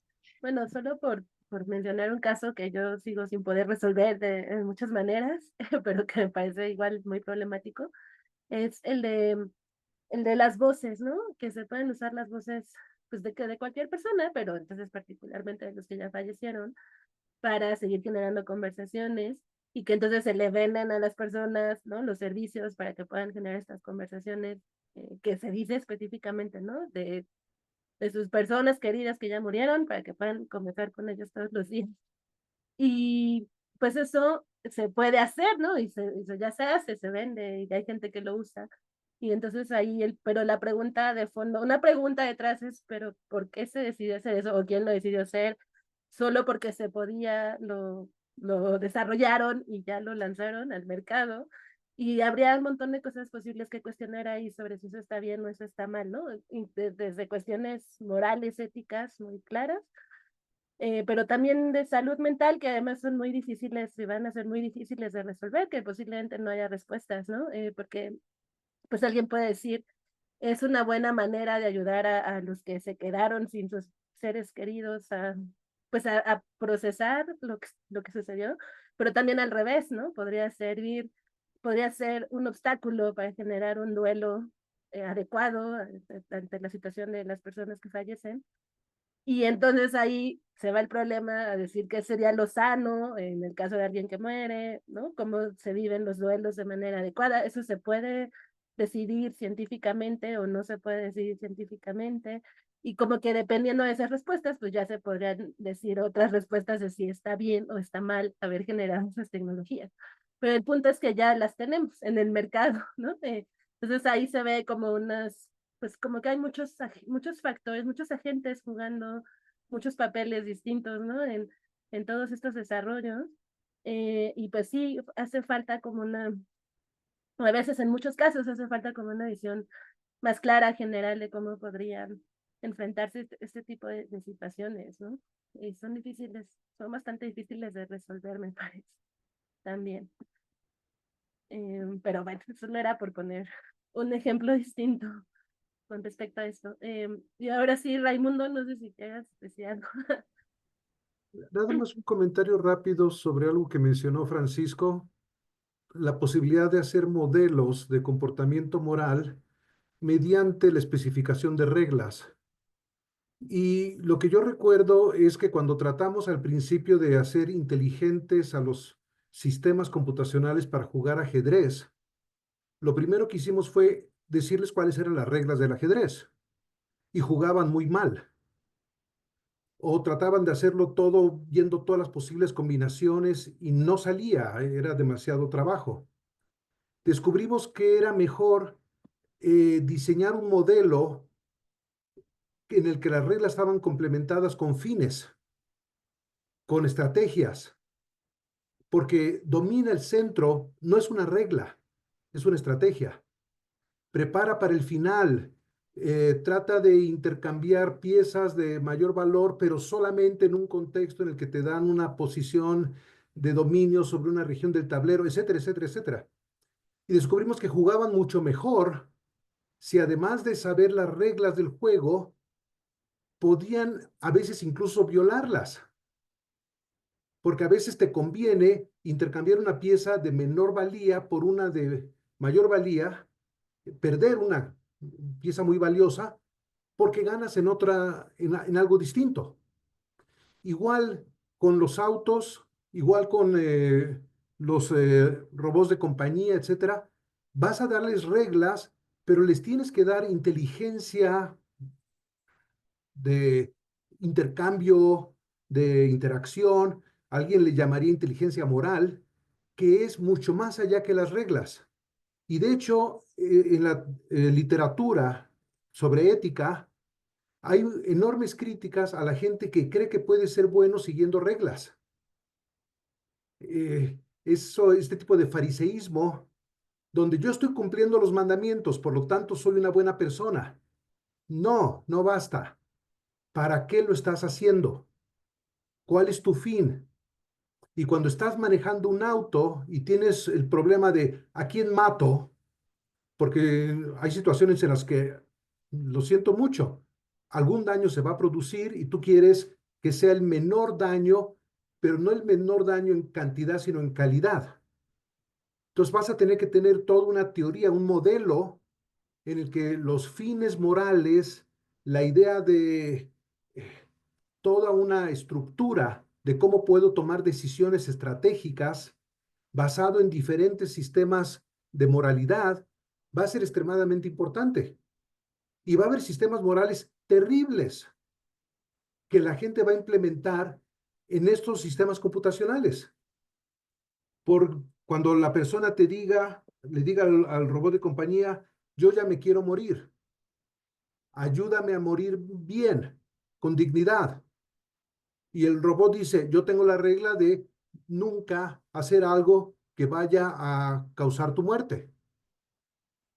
Bueno, pero yo quiero un robot empático, un robot que sea capaz de respetar mi derecho a la autonomía, un robot que sea incluso capaz de encontrar que hay reglas que, que son más importantes que otras reglas. Entonces, es toda una jerarquía y el robot va a tener que tener esa jerarquía para tomar decisiones inteligentes. Pueden ser equivocadas, pero van a estar dirigidas por ciertos fines, van a tener cierta coherencia interna, van a ser inteligentes, incluso si se equivocan. Entonces, me parece que simplemente decir con un modelo que solamente que especifique las reglas de conducta, yo puedo tener inteligencia moral, inteligencia emocional, inteligencia práctica, teoría de decisiones, todo eso, van a ser modelos muy insuficientes. Entonces, no sé si estoy malentendiendo a Francisco o utilizaba la idea de modelos mediante reglas como una condición mínima a ser complementada para los casos reales de la vida, donde a diario tenemos que hacer decisiones morales cuando vamos manejando. ¿Cuál es tu opinión, Francisco? ¿Qué tanto vas a exigirle a tu modelo? Ya, muchas gracias, doctor. Eh, no, creo que no me malentendió, no malentendió, es que me expliqué mal. La culpa fue mía. Por eso decía que no sabía muy bien a qué se refería con inteligencia emocional. Cuando yo decía tener reglas de comportamiento social, pensaba no en un sistema deontológico kantiano donde tenemos máximas, así de que nunca vas a decir mentiras, nunca no sé qué, sino más bien en como en estas reglas no escritas de comportamiento en diferentes contextos, que son aprendidas mediante la socialización y demás, que luego tendríamos que ver si esto lo podemos hacer de escribir e implementar de forma algorítmica, pero creo que la idea de fondo es similar a la de usted. Digamos, en diferentes contextos sociales no tenemos máximas universales del tipo, nunca está bien, qué sé yo, pegarle a alguien. Bueno, en un contexto donde estás practicando box, pues ese es el objetivo de ese contexto. Entonces, en este contexto en específico está bien pegarle a alguien porque eso se espera que hagas. Entonces, a eso me refiero como con reglas de comportamiento social, como de qué sé yo, si vas a un funeral no te vas a poner a insultar a la gente. O si estás comiendo, es como de buena educación, es lo que se espera socialmente que hagas, que, qué sé yo, que no intentes protagonizar o que no estés hablando demasiado fuerte o incomodando a la gente o así. Más que en máximas. Creo que es algo más precisamente que empata con lo que usted dice que es como inteligencia emocional, que es eso, como saber el contexto adecuado de dónde hacer tal o cual cosa. Entonces, para contextos hiperespecíficos, como los contextos específicos, la conducción no es un contexto hiperespecífico porque hay muchas variables, pero para contextos específicos creo que sí es posible hacer eso. Supongamos que tenemos un modelo que lo único que tiene es como que lo invitan a una cena y tiene que comportarse bien. Es relativamente fácil escribir como estas reglas sociales de que, bueno, se espera que no hagas esto y no hagas esto y no hagas esto. Siempre va a haber casos límite porque y como seres humanos siempre experimentamos casos límite porque son entornos que no están cerrados, siempre está cambiando, la información no está completa, son entornos súper complejos en los cuales nunca vamos a poder identificar todas las variables, pero podemos hacer sistemas relativamente fiables para diferentes contextos. La palabra importante acá es fiable, creo que nunca vamos a tener un sistema infalible en ningún contexto, por lo que digo que los modelos, los sistemas son muy, muy, muy complejos. O sea, qué sé yo, en una situación prototípica de conducción es muy improbable que caiga un meteorito, pero puede pasar. Entonces, ¿cómo vamos a involucrar? ¿Qué factores externos vamos a tomar en cuenta para los modelos? Pues está complicado. Pero creo que en general estamos, creo, me dice si es cierto, estamos como por la misma dirección, que no hay reglas generales, sino que sí se requiere un criterio para saber cómo, dónde aplicarlas y cuál y demás. Pero yo creo que este criterio lo da precisamente el contexto, la familiaridad, el tipo de evento y demás. Y en ese caso, eh, creo que más bien mi interpretación de inteligencia era algo mucho más fuerte que la definición de inteligencia que estás postulando, que es como no quiero poner palabra en tu boca, pero ajá, que es como algo más ligero, como saber adecuar el contexto para ver qué estrategia es la útil o la óptima en tal o cual circunstancia. Incluso en circunstancias donde no hay una decisión moralmente correcta, sino saber cómo qué hacer. Y creo que yo pedí algo mucho más fuerte. Y por eso la confusión. Pero fue que me expresé mal. Muchas gracias. Sí me gustaría que todos los robots hubieran leído el manual de Carreño. Yo no lo conozco. Me lo voy a leer. Manual de Carlos.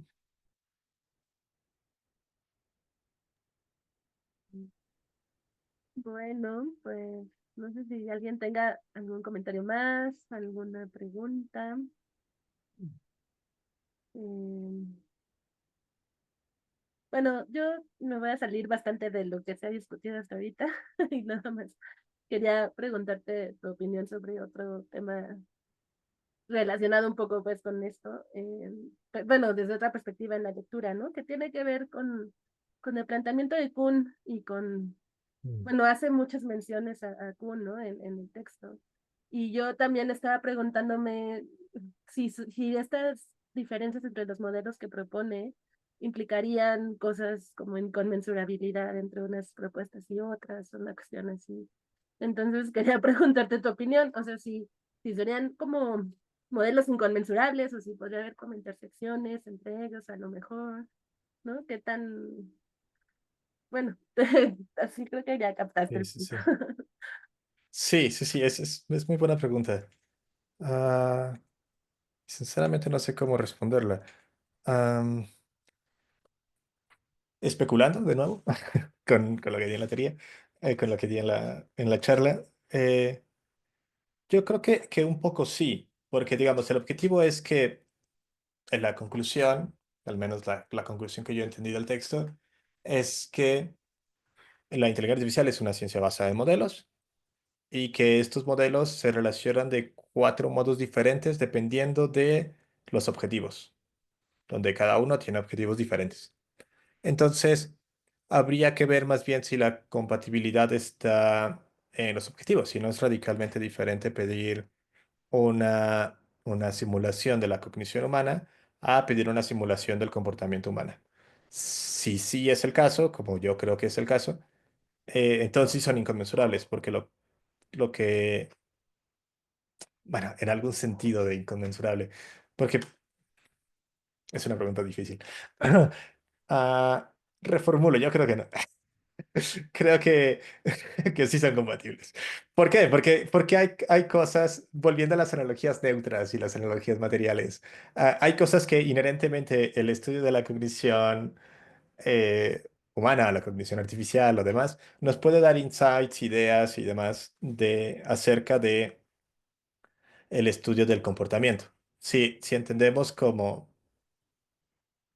Creo que el problema acá es que no recuerdo muy bien qué entiende como por inconmensurable. Pero si una interpretación más ligera de inconmensurable, como que no son comparables una de otra, un cambio de visión en el mundo o así, pues no, no hay un cambio de visión en el mundo. Sigue siendo el mismo mundo, solo buscamos objetivos diferentes. Pero sí puede haber comunicación por medio de este tipo de analogías. Entonces yo creería que no, pero no estoy seguro. Hace un rato que leí a Kuhn. Así que cuéntame, estoy seguro hay gente acá que conozco mucho mejor que yo. Ok, ok.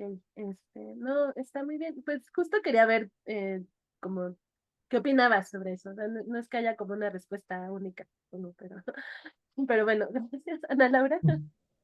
Sí, yo, sí, no es que haya una respuesta única y quién sabe, Grife, qué pensaría, ¿no? Pero a mí sí me llama la atención que use, bueno, o sea, en algún sentido me llama la atención, en otro no, porque pues es muy conocido, pero pues como que yo no estaría tan segura que sea la mejor manera como de Ujú, ponerlo, ¿no? Como justamente, creo que Karen está dando, por ejemplo, en un punto en el que puede ser muy complicado para él sostener, justo que pues es como parte de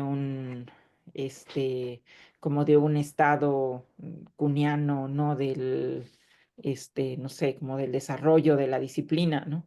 Eh, porque pues si no, o sea, yo creo que todos estos modelos que él plantea coexisten, ¿no? Y él lo pone como si coexisten porque pues es un momento preparadigmático y entonces ¿cuál es la expectativa? En algún momento alguno va a ser un paradigma dominante y ya los demás se van a abandonar. Yo no creo que eso pase, ¿no? Creo que esos modelos van a seguir estando ahí todos conviviendo y que incluso en algunos casos es muy difícil distinguir entre los objetivos de unos y otros, ¿no? O podría ser difícil distinguirlos, ¿no? Entonces, como que yo no sé qué tanto, o sea, sí entiendo por qué se usa Kuhn, porque pues, es muy conocido y puede que como resultar muy ilustrativo, pero yo pues, no estoy tan segura que realmente esa parte sea como muy útil de lo que, o sea, de la manera en la que él presenta las cosas, ¿no? Pero bueno, esa es por supuesto mi opinión, alguien que tenga una visión más cuniana de la historia de la ciencia, pues por supuesto puede diferir, ¿no? ok. Sí, sí, sí, sí, creo que coincido bastante con lo que comentan a Laura, pero bueno, quería ver, ¿no? Si había algunas otras perspectivas al respecto. Y supongo que habrá personas que piensen que en realidad sí va a terminar ganando alguno, ¿no? O sea, que de estas cuatro propuestas se va a imponer conforme avance, ¿no? El desarrollo de la ciencia, se va a imponer alguno y ese será el que terminará triunfando, ¿no? Pero bueno, yo también lo veo difícil, al menos en el momento en el que estamos por ahora, ¿no? Ujú. Pero bueno. Pues entonces yo creo que podemos terminar aquí la sesión. Creo que fue muy buena, fluyó muy bonita la conversación, que luego no nos sucede siempre en este seminario, pero hoy fluyó muy bien. Muchas gracias, Francisco. Muy interesante. Bueno, estuvo muy interesante, estuvo muy bien la exposición. Y muchas gracias a todos por acompañarnos, los que llegaron hasta ahorita, muchísimas gracias. Y pues nos vemos la próxima, apenas estamos comenzando. Muchas gracias a todos y hasta luego. Gracias. Buenas noches. Chao, chao. Buenas Hasta noches. luego, buenas noches. Gracias, buenas noches. Gracias.